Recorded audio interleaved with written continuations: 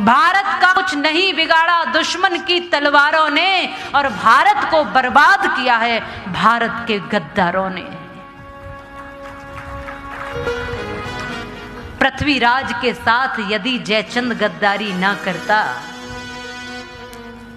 सपने में भी गौरी साहबुद्दीन कदम यहां ना धरता, सोमनाथ पर यदि पुजारी दिखलाता कायरता ना, तो गजनी का महमूद खजाना यहां के धन से भरता ना। और ईसाइयों की तादाद बढ़ाई बेहुदे प्रचारों ने, और भारत को बर्बाद किया है भारत के गद्दारों ने। मैं आपसे कहूंगी, अपने ही गद्दार न होते तो भारत के टुकड़े भी हर बार न होते, न आकर बसते विदेशी यहाँ, और हम न सीखते बुरी आदत, फिर लूट हत्या और बलात्कार न होते। ये योगियों की भूमि है,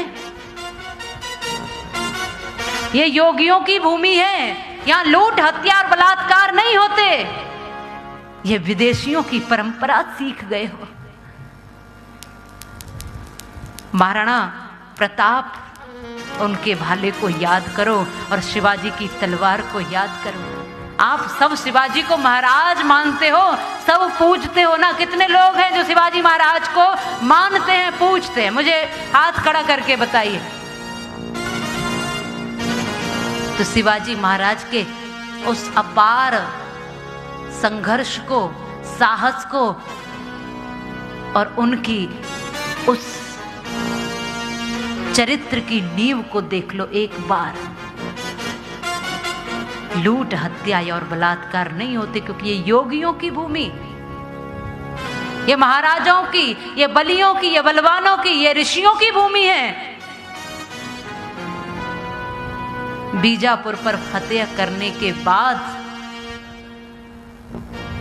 वहां के सम्राट की जो पुत्र वधू थी गौहरा बानू, वो जब सभा में पहुंची शिवाजी महाराज के,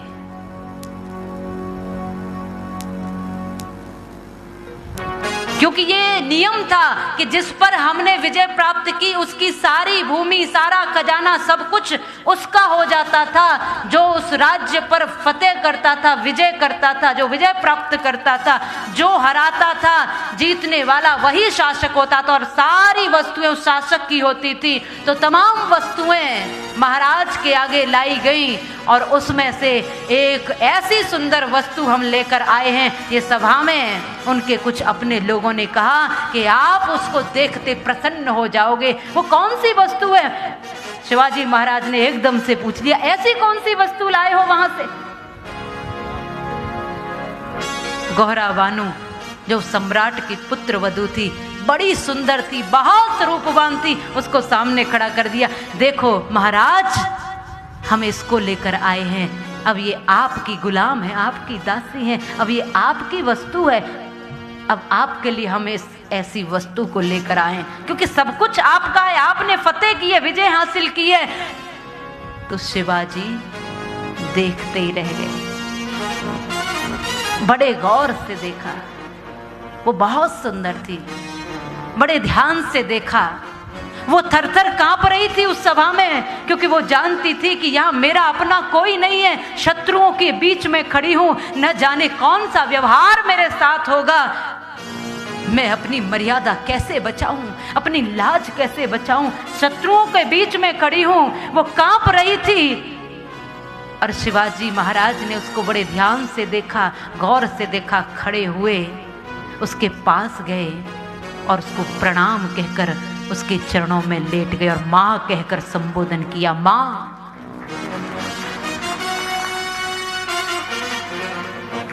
सब देखते रह गए, और हुंकारते हुए सभा में कहा कि ये मां है, कोई भी इसकी तरफ बुरी नजर से नजर उठाकर भी नहीं देखेगा, क्योंकि माताओं को हमने मां माना है, भवानी माना है। और मैं इसकी सुंदरता को बहुत देर से देख रहा हूं, और मैं मन ही मन सोच रहा हूं कि ये बहुत सुंदर है। अगर इतनी सुंदर मेरी माँ जीजाबाई होती तो मैं भी इतना ही सुंदर होता। ये वो परंपरा